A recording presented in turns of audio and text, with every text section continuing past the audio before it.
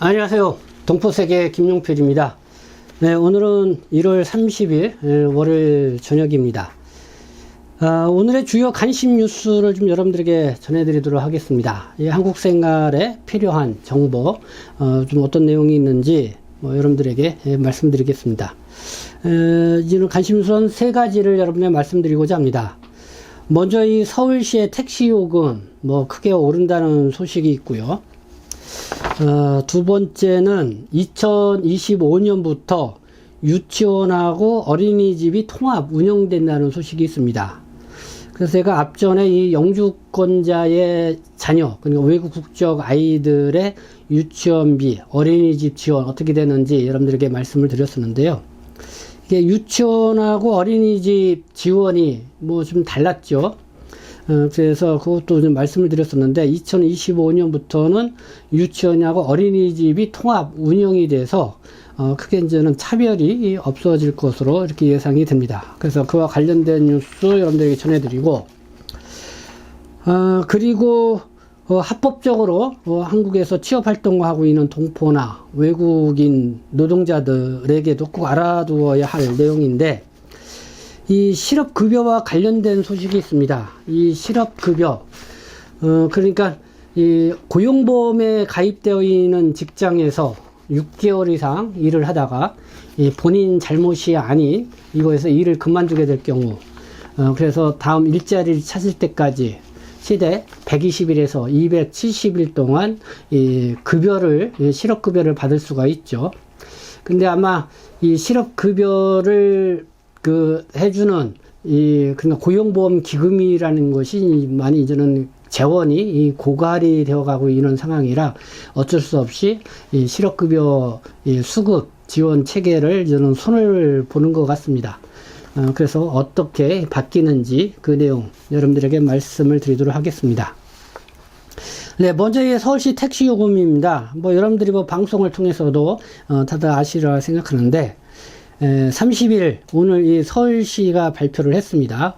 오늘 2월 1일 오전 4시부터 서울 지역의 중용 택시 기본 요금이 3,800원에서 4,800원으로 1,000원씩 오르고요.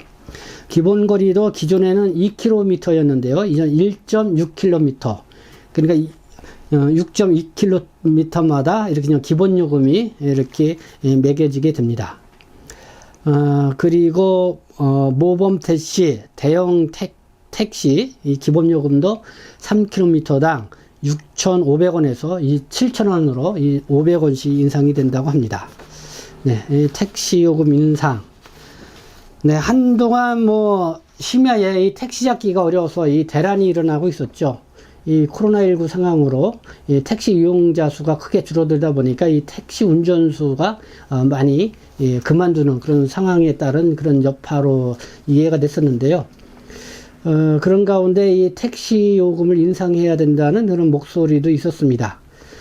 그래서 이제는 여러 가지 할증 제도도 올리고 이렇게 택시비도 올려가고 있는데, 이번에 또 이렇게 택시 요금을 이렇게 기본 요금을 1,000원씩 올리니까요, 일반 사화민들이 이제 택시를 이용하기가 상당히 이제 부담스러워지는 그런 상황이 되지 않겠나 하는 생각이 듭니다. 이 택시 요금뿐만 아니라 요즘 여러 가지 물가가 다 이렇게 치솟고 있어서요, 좀 참 한숨이 나오는 그런 상황들인데요.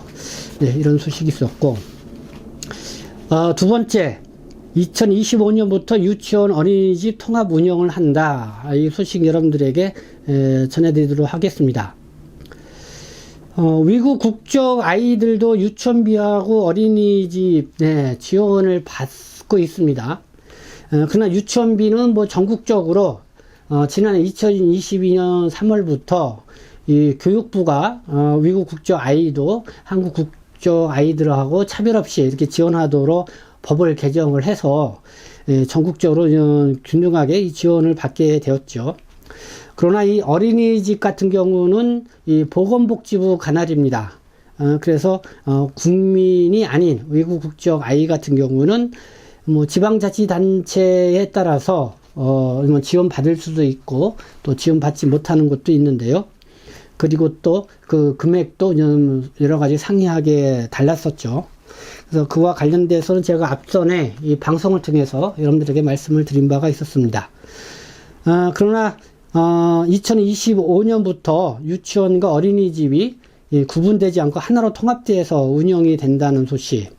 그래서 이렇게 교육비뿐만 아니라 추가적으로 이 지원을 더 늘린다는 그런 소식입니다. 네, 요거는 오늘 30일 이 교육부가 발표를 했습니다. 그러니까 유아교육하고 보육을 통합한 유보 통합 추진 방안. 그래서 0세에서 5세 모든 영유아가 이용기간에 관계없이 양질의 교육과 돌봄 서비스를 차별 없이 받을 수 있도록 하는 새로운 교육 돌봄 시스템을 구축하겠다 이렇게 밝혔습니다. 그래서 1단계, 2단계로 나누어서 추진이 되는데요. 1단계는 2023년 올해부터 2024년 내년까지이고요. 그래서 유치원하고 어린이집 간 이 격차 해소와 통합기반 마련에 이렇게 힘을 쏟는다는 것이고요. 2단계는 2025년부터 해서 이제는 이 교육부와 교육청이 중심이 돼서 본격적으로 유치원과 어린이집을 통합한 이 유아교육하고 이 보육 이 지원을 한 계획이다 이런 내용입니다. 마지막으로 이 실업급여 제도가 개선된다는 것입니다. 이 실업급여 앞서 좀 여러분들에게 말씀을 드렸었죠. 지금 실업급여 재원인 고용보험기금이 사실상 기금이 고갈되어 있는 상태이고 그리고 또 이 실업급여가 이 최저임금보다 실제적으로 더 받는 그런 현상까지 일어나고 있어서 사람들이 일을 하는 것보다는 차라리 이 실업급여를 받고 있겠다 이런 또 인식까지 팽배해 있다는 것입니다. 그래서 그런 부분을 저는 바로잡아야겠다 해서 이 실업급여의 그러니까 한선 그거를 조정을 하는 게 주요 골자입니다. 그러니까 지금 실업급여가 최저임금의 80%를 그냥 한액으로 이 규정을 해놓고 있는데 요것을 없앤다는 것이죠. 그래서 이제 실업급여의 최저 한액을 더 낮춘다는 그런 내용이 있고요. 그리고 또 이 실업급여를 받기 위해서는 구직 노력을 해야 됩니다. 좀 더 보면은 4주마다 한 번씩 회사에 이력서를 제출하고 면접 등 이 구직 활동을 해야 하고 또 학원이라든가 또 고용센터에 이런 프로그램을 또 수강을 해야만이 실업급여를 받을 수 있었죠. 근데 이 첫 주 16주까지는 전과 같이 4주에 한 번 이 구직 활동하고 수강을 하면 되지만은 그 후부터는 4주에 최소 2번 이상 해야 한다는 거. 그리고 또 이 실업급여를 여러 번 반복해서 탄 경우는 구직 활동 없이 학원 수강 등만 해서는 이 실업급여를 탈 수가 없다는 거. 그리고 실제 취업 활동을 할 그런 의사도 없이 보여주기 시 면접 이렇게 하는 경우에는 실업급여를 받을 수 없도록 관리 감독을 강화한다는 그런 내용들을 담고 있습니다.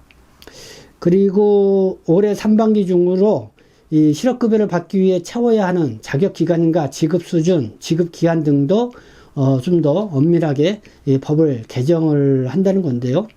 이것도 2021년 1월경 정부 발의 개정안으로 발의되어 있다 이렇게 전하고 있습니다. 네, 이 실업급여 재원 고용보험기금이 이렇게 고갈되었다고 하는데 보니까요. 문재인 정부가 출범할 당시 2017년만 해도 이 실업급여 재원이 10조 2,500원 정도 의 적립금이 있었다고 합니다. 그러나 이 실업급여가 너무 많이 지급이 되면서 현재는 사실상 이 기금이 고갈된 상태라는 것이죠. 네, 그래서 이렇게 실업급여 제도가 개선된다는 그런 내용 또 여러분들에게 전해드리게 됐습니다. 네, 지금까지 시청해 주셔서 감사합니다. 저는 동포세계심 대표 변축장 김용필이었습니다.